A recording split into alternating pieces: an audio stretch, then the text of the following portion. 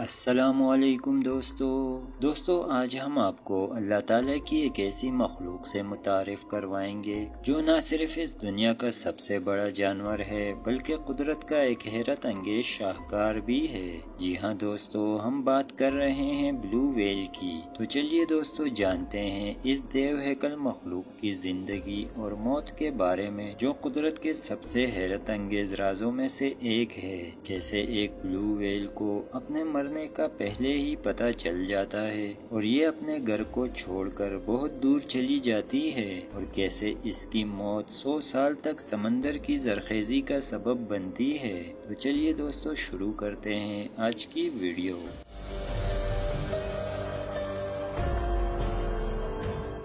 دوستو بلو ویل ہماری اس دنیا کا سب سے بڑا جانور ہے۔ اس کی اوسط عمر 80 سے 90 سال تک ہوتی ہے، حالانکہ کچھ بلو ویل 110 سال کی بھی پائی گئی ہیں۔ دوستو آپ سوچ رہے ہوں گے کہ سائنسدان بلو ویل کی عمر کا اندازہ کیسے لگاتے ہیں۔ دراصل دوستو، جس طرح سائنسدان درخت کی عمر کا اندازہ درخت کے تنے میں موجود رنگ سے لگاتے ہیں، درخت کے تنے میں جتنے رنگ ہوتے ہیں ایک رنگ ایک سال کے حساب سے گنا جاتا ہے، اسی طرح بلو ویل کے کان میں ویکس جمتی ہے اور ہر 6 ماہ بعد اس ویکس کی نئی تہ آ جاتی ہے، اور ان تہوں کو گننے کے بعد سائنسدان بلو ویل کی عمر کا اندازہ لگاتے ہیں۔ دوستو بلو ویل کی لمبائی تقریباً 100 فٹ یعنی 30 میٹر ہوتی ہے، جو کہ 3 اسکول بس کے برابر ہے، جبکہ اس کا وزن 180 سے 200 ٹن تک ہوتا ہے، جو کہ 30 ہاتھیوں کے برابر ہے۔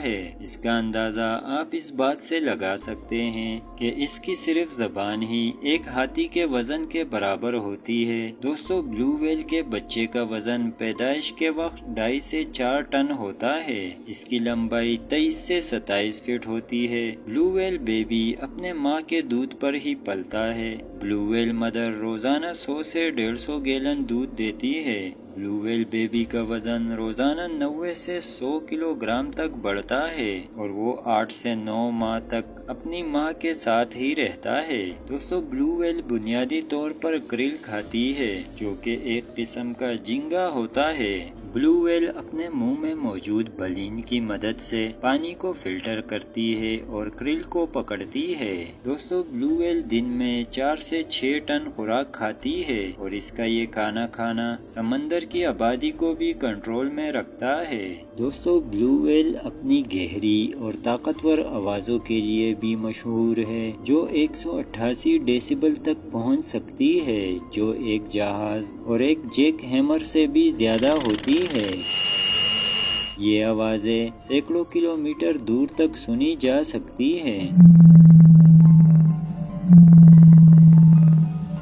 اور اس کا استعمال مواصلات اور نیویگیشن کے لیے کیا جاتا ہے۔ دوستو جب ایک بلو ویل کے مرنے کا وقت قریب آتا ہے تو وہ اپنے گھر سے بہت دور چلی جاتی ہے اور آخری غوطہ لگاتی ہے، جسے ویل جمپ بھی کہا جاتا ہے، اور اس کے بعد بلو ویل سمندر کی گہرائیوں میں ڈوب جاتی ہے۔ جب ایک بلو ویل مرتی ہے تو اس کی موت کے بعد کئی اہم مراحل شروع ہوتے ہیں۔ اس عمل کو ویل فال کہا جاتا ہے، اور یہ سمندر کی ماحولیاتی نظام کے لیے بہت اہم ہوتا ہے۔ دوستو جب ایک ویل مرتی ہے تو اس کا جسم سمندر کی تہ میں گر جاتا ہے۔ اس مرحلے میں سمندر کے بڑے جانور جیسے کہ شارک اور دوسری بڑی مچھلیاں ویل کے جسم کو کھانا شروع کر دیتے ہیں، اور یہ عمل کئی ہفتوں تک جاری رہتا ہے۔ دوستو جب بڑے جانور ویل کے جسم کا زیادہ تر حصہ کھا چکے ہوتے ہیں